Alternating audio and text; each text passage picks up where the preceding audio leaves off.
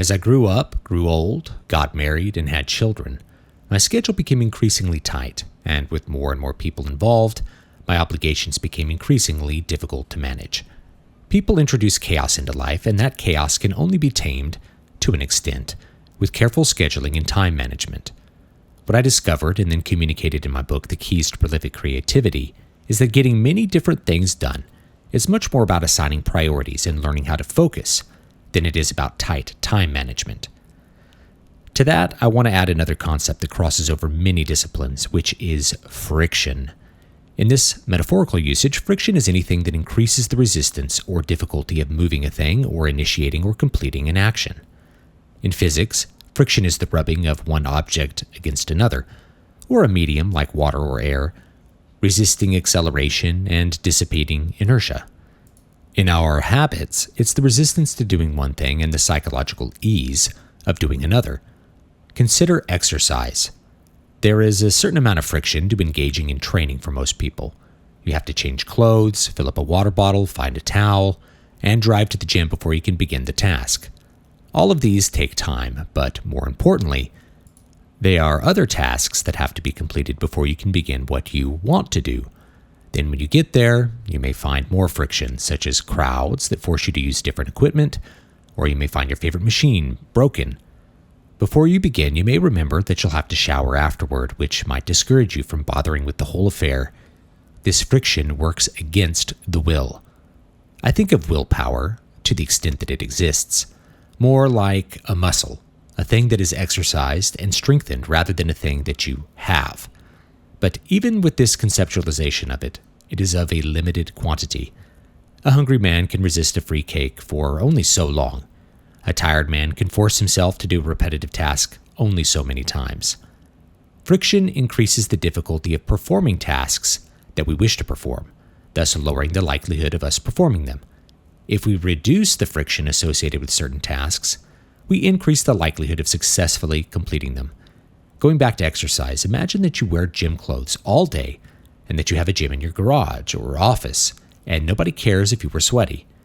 It becomes much easier to hop in and do the work since you don't have to waste your willpower on menial prerequisites or waste your time in preparation and transition to the next task. It's easier to work out when you only have 20 minutes if you know you don't have to spend any time or effort getting to the workout and starting the task. Friction goes the other way, too. If you want to do something less often or decrease the likelihood you will successfully do a thing, you can attempt to increase the friction associated with the task. Want to eat less junk food? Make it more difficult. Put junk food in the cabinet and put fruit on the counter. Reduce the friction to the thing you should eat instead. Put a combo lock on the fridge. It seems silly, but the process of unlocking the fridge can add enough friction that you will reduce your fridge grazing since you will have to stop and think about what you were doing prior to eating.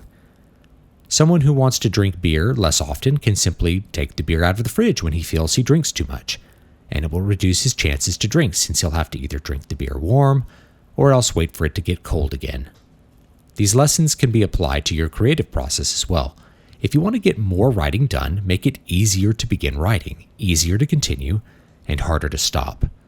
Put your laptop on your kitchen table, so during moments of downtime, you might be inclined to open it up and at least look at your current document. You can always move to a more isolated space during your dedicated work time. Put on headphones when you write so that you hear fewer things that will distract you. Play music that doesn't deeply affect you but instead fades into the background. Set small goals each time you write so that you won't quit before you get a certain amount of work done. This increases the friction of quitting.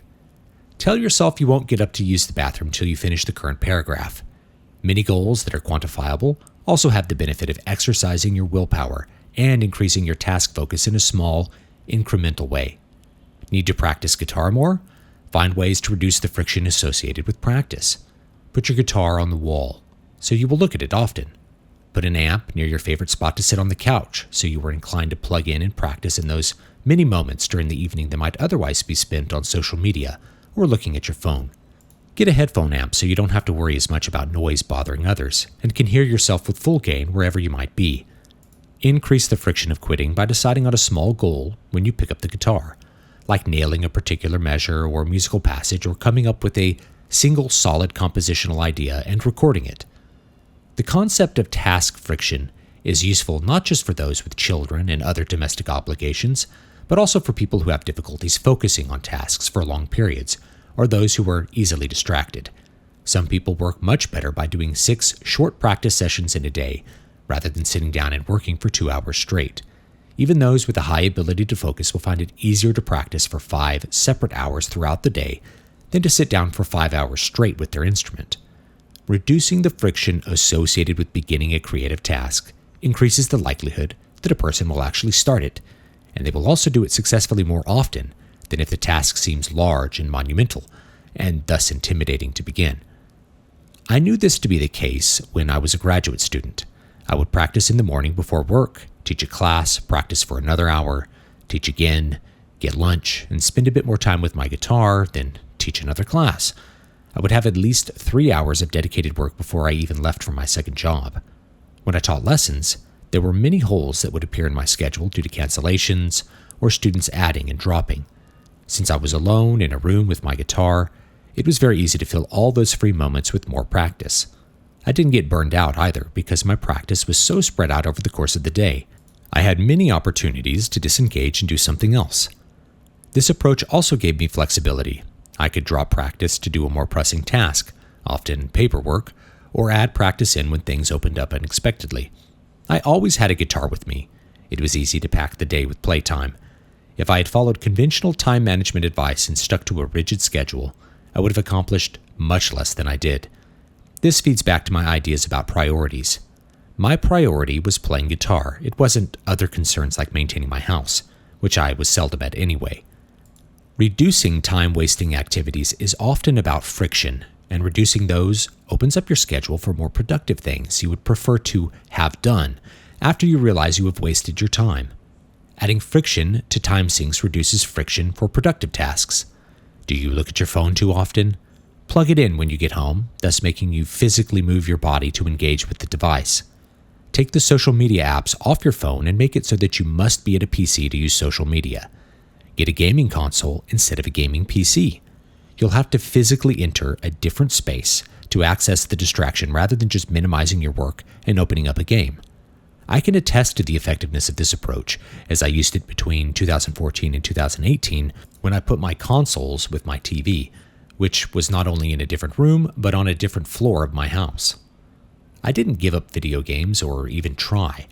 What I did was add the appropriate amount of friction to the activity so that it was hard to waste time that I would regret. I had to be intentional about playing a game. After adding friction to what you want less of, decrease friction with what you want more of.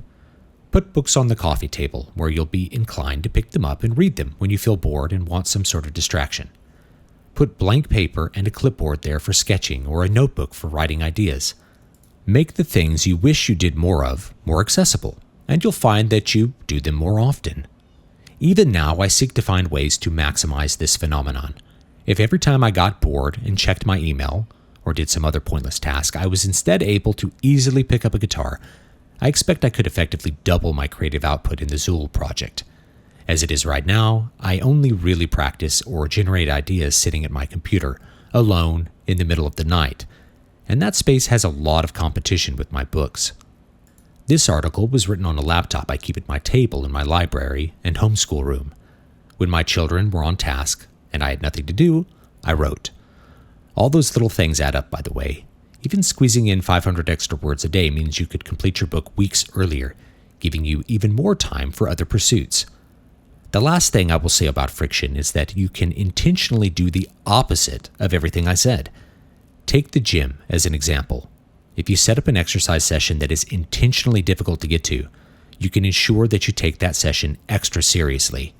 If it takes 30 minutes to get to the gym and get suited up, you will also make sure that you have the right pre-workout, mid-workout meal, and are really doing everything you can before you leave.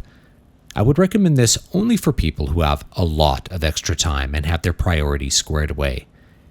I had this approach to working out at around age 30 in Las Vegas. I was in incredible shape by the end, but I also had a glut of free time, so spending 2 hours a day at the gym was not only doable, but easy. However, as my life became more complex, that approach became detrimental. I would end up not going at all. because I couldn't take the session seriously or stay long enough to justify the upfront time investment. Injuries only increased that friction, eventually making my gym membership a waste, and my body suffered for a time. I found it was much better to move as much of my workout close to home, starting with cardio and then more weights, as I could afford it. Again, flipping this to the creative side, I used to wear a full suit every day I went to the university to practice.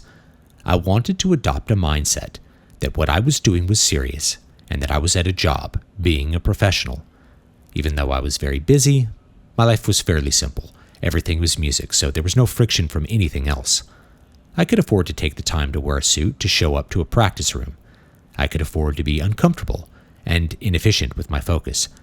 It was a good way to think for a time, but I ended up growing a lot more when I just started filling up the gaps, rather than trying to block out 4 hours to be really serious about my instrument.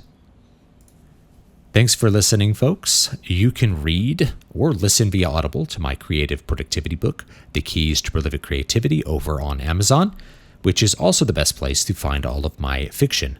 My music can be found at zolonline.bandcamp.com.